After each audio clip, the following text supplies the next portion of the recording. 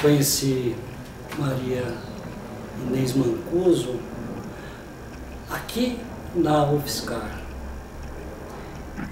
Eu já sabia que ela existia, conhecia, tinha referências sobre ela, porque ela havia feito o seu mestrado na Luiz de Queiroz, com o professor Albertino, que era professor aqui da UFSCar, um dos fundadores da universidade, e também tinha trabalhado lá com Ariovaldo Queda, que é um professor que, numa certa época, trabalhou comigo no SEBRAP, em São Paulo.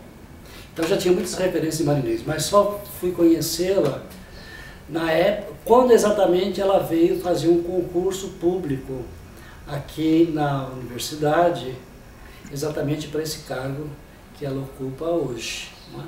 Eu era membro da banca e Maria Inês foi aprovada, com grande distinção, e todos ficamos muito felizes com essa aprovação, inclusive meus colegas que a conheciam.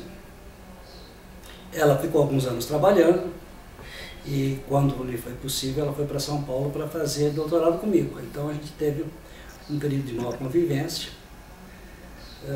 e ela se dedicou a um assunto bastante interessante, que era uma espécie de reconstrução da memória de cidades médias e pequenas do interior paulista através da memória dos velhos. O que envolvia, evidentemente, a região da pesquisa basicamente dela era São Carlos e Tirapina, que é o lugar de onde ela se origina, e outras regiões e outras localidades dessa região. Né?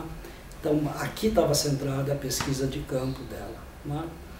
E ela estuda isso numa época em que a presença da ferrovia e dos ferroviários era vital para toda a vida econômica e social da região. Né? Então, exatamente estudando, investigando, levantando essas memórias de pessoas que já eram velhinhas, mas que tinham participado de períodos importantes da ascensão dessa região, ela reconstrói, portanto, não só a memória dessas pessoas, mas também a memória das cidades. Eu me lembro que foi um grande acontecimento a defesa de tese da Maria Inês, porque Maria Inês é uma pessoa muito sensível e muito afetiva. Então ela se relaciona com seus objetos de pesquisa, com seus informantes, com seus nativos, como gosta de dizer a antropologia, não é? E estabelece com eles uma relação de afeto, de amizade, de amor. Não é?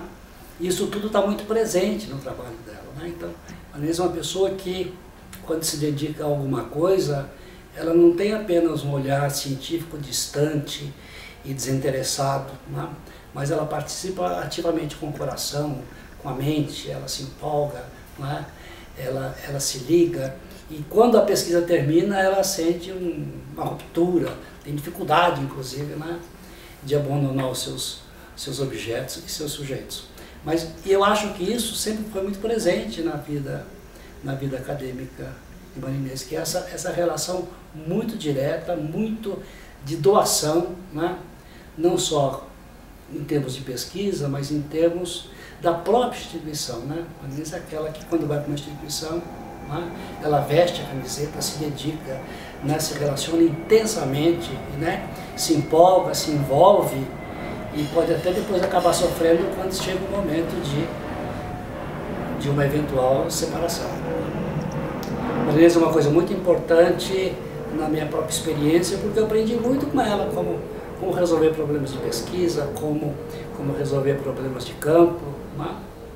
Eu me lembro que quando ela fazia pesquisa com os velhos, eu fazia pesquisa com os terreiros, e geralmente a gente tinha os mesmos problemas metodológicos, e a gente trocava muita informação a respeito de como a gente devia fazer essas pesquisas, essas entrevistas, né? Para que o resultado fosse o melhor possível. De modo que falar de Maria Inês, para mim, é sempre uma alegria, né? Eu sempre tenho muitas saudades dela, Eu vim muitas vezes à universidade, aqui ao UFSCar. Toda vez que venho tenho a alegria de encontrar com Marinês, além de outros colegas, né? Mas nunca voltei a poder ter uma convivência tão grande quanto tivemos durante esses 4 anos em São Paulo, quando ela fez o seu doutorado sob minha orientação. Então, Marinês, estou te mandando um beijo, um abraço e dizendo, você não vai aparecer?